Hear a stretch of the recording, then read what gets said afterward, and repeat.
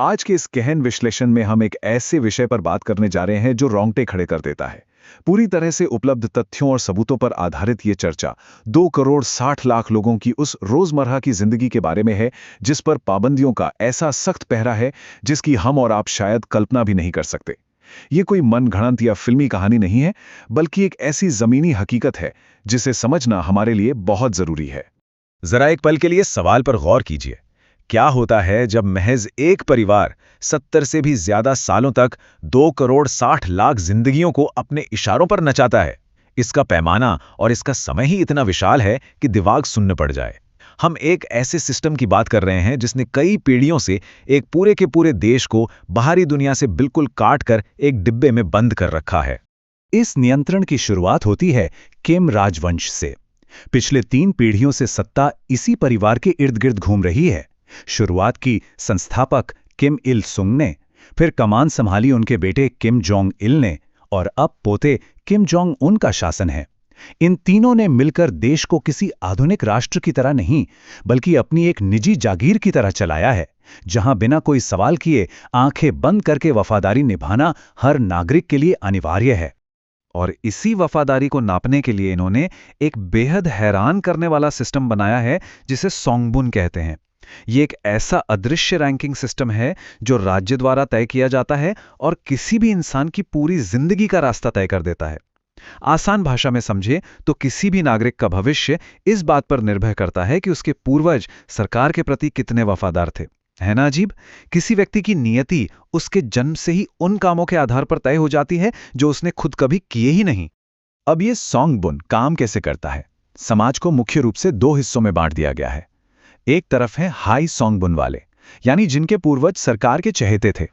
इन्हें अच्छे शहरों में रहने, बेहतर शिक्षा और नौकरियां पाने का पूरा हक मिलता है। और दूसरी तरफ हैं लो सोंगबुन वाले, जो अपने पूर्वजों के कामों की सजा आज भुगत रहे हैं। उन्हें सबसे खराब नौकरियां दी जाती हैं और अपराधियों जैसा सलूक किया जाता है। सबसे डरावनी बात तो यह है कि इंसान चाहे कितनी भी जी तोड़ मेहनत कर ले, अपनी काबिलियत के दम पर वो इस ठप्पे को कभी नहीं मिटा सकता। तो ये तो हुई समाज के ढांचे की बात। अब जरा देखते हैं कि ये नियंत्रण लोगों की रोजमर्रा की जिंदगी और उनके हर एक फैसले पर कैसे हावी होता है।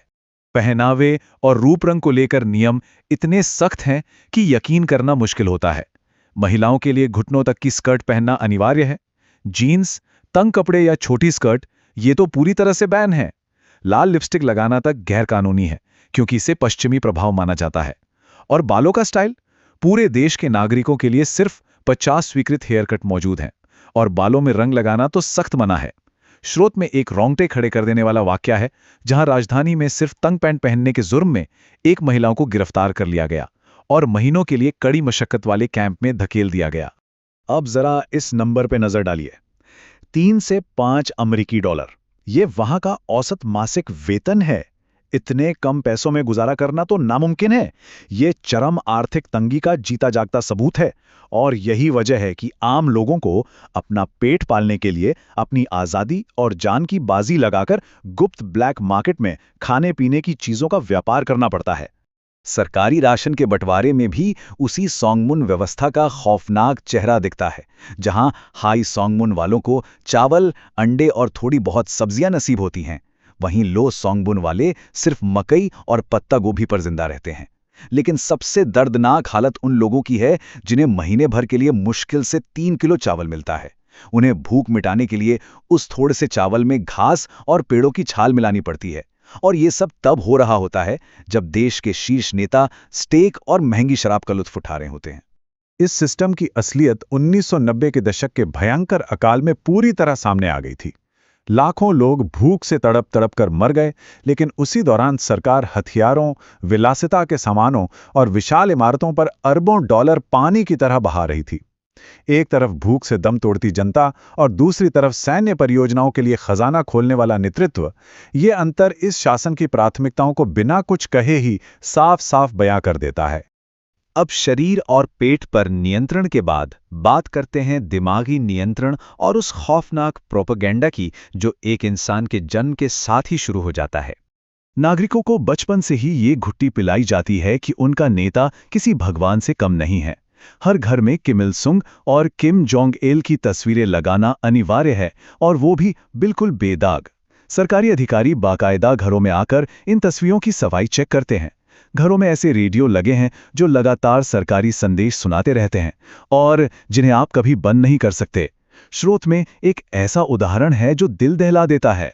एक घर में आग लगी और एक पिता को सिर्फ इसलिए अरेस्ट कर लिया गया क्योंकि उसने नेताओं की तस्वीरें बचाने की बजाय अपनी छोटी बच्ची की जान पहले बचाई थी। इस व्यवस्था का खौफ सिर्फ एक लाइन में समझा जा सकता है, उसका अपराध नेता के बारे में एक मजाक करना। देश में सीक्रेट पुलिस और मुखबिरों का ऐसा जाल बिछा है कि लोग अपने ही घर की चारदीवारी के अंदर भी फुसफुसाकर बात करने को मजबूर हैं। किसी को नहीं पता कि कौन मुखबिर निकल जाए, बस एक गलत शब्द मुंह से निकला और इंसान रातों रात हमेशा के लिए गायब हो जाता है। अब सवाल यह है कि अगर कोई इन नियमों को तोड़ने की हिम्मत करे तो उसकी कीमत क्या चुकानी पड़ती है। आइए इस सजा के खौफनाक सिस्टम को समझते हैं। यहाँ सजाए का एक ऐसा नियम है जो शायद दुनिया में कहीं और ना हो। सजा की 3 पीढ़ियां। अगर कोई व्यक्ति कोई कथित अपराध करता है या देश से भागने की कोशिश करता है तो उसे तो जेल या मौत की सजा मिलती ही है। लेकिन बात यहीं खत्म नहीं होती।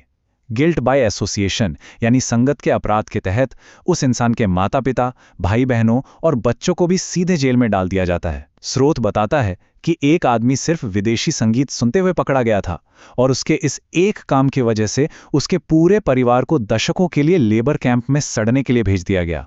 लोगों के दिलों में खौफ बैठाए रखने के लिए सार्वजनिक फांसी का सहारा लिया जाता है। जरा इस मामले को देखिए। एक किशोर का अपराध सिर्फ इतना था कि वो एक साउथ कोरियन टीवी ड्रामा देख रहा था और इसकी सजा उसे 10,000 लोगों की भारी भीड़ के सामने सार्वजनिक रूप से मौत के घाट उतार दिया गया और उसके माता पिता को 15 साल के लिए प्रिजन कैंप भेज दिया गया। विदेशी मीडिया देखने पर इतनी रूह कंपा देने वाली सजा का सिर्फ एक ही मकसद है, जनता को खौफ की बेड़ियों में जकड़ कर रखना। और अगर आप सोच रहे हैं कि इन लेबर कैंप्स के अंदर क्या होता है, तो कैंप 14 की हकीकत सुनिए। जिन्हें बिना किसी मुकदमे या वकील के यहां भेजा जाता है, उनकी जिंदगी किसी नरक से कम नहीं होती। कैदी सुबह 5 बजे उठते हैं और आधी रात तक कमरतोड़ मेहनत करते हैं। उन्हें जो खाना मिलता है वो जिंदा रहने के लिए काफी नहीं होता, इसलिए मजबूरी में उन्हें चूहे, मेंढक और कीड़े मकोड़े खाकर अपनी जान बचानी पड़ती है। इन दर्दनाक आंकड़ों के पीछे के इंसानी चेहरे को देखना हो तो शिन डोंगह्युक की कहानी रोंगटे खड़े कर देती है। उनका जन्म इस कैंप 14 की कंटीली तारों के अंदर हुआ था। बाहरी दुनिया कैसी होती है उन्हें कुछ पता ही नहीं था।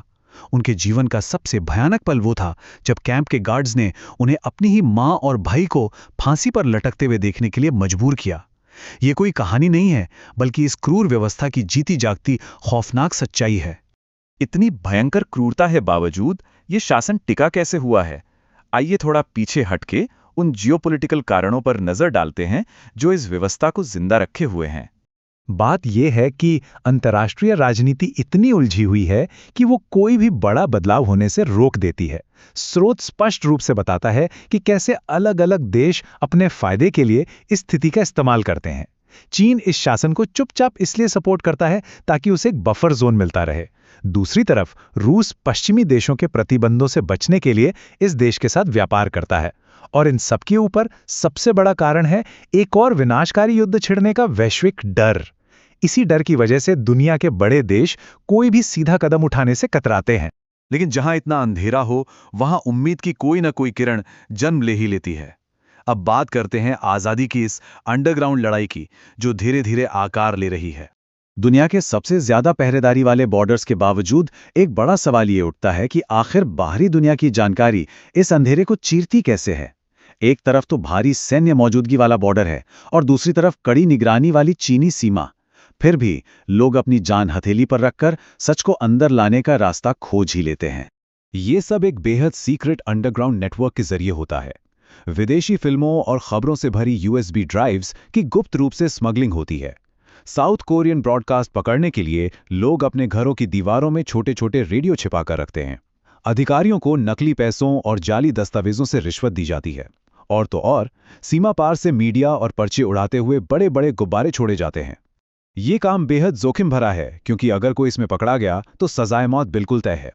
और सच कहें तो यही वो सबसे बड़ा राज है जिसे ये शासन दुनिया से और खुद अपनी जनता से भी छिपा कर रखना चाहता है। स्रोत के मुताबिक इतने कड़े नियंत्रण और खौफ के बावजूद लोग अब धीरे धीरे जाग रहे हैं और उनका डर खत्म हो रहा है। बाहर से आ रही सच्चाई की ये हल्की सी रोशनी इस तानाशाही की मजबूत नींव को अंदर ही अंदर खोखला कर रही है। तो चलिए इस पूरी चर्चा को एक बहुत ही गहरे सवाल के साथ खत्म करते हैं। जरा सोचिए, जब इस विशाल और क्रूर जेल की दीवारें आखिरकार एक दिन गिरेंगी तो पूरी दुनिया इस भयानक सच्चाई का सामना कैसे करेगी? ये पूरा विश्लेषण हमें ना सिर्फ उन लोगों के बेमिसाल साहस को सलाम करने पर मजबूर करता है, बल्कि हमें उन बुनियादी आज़ादियों की असली कीमत भी समझाता है जो हम में से कई लोगों को बहुत ही आसानी से मिल गई हैं। हमारे साथ इस गहन चर्चा में जुड़ने के लिए आपका बहुत बहुत शुक्रिया।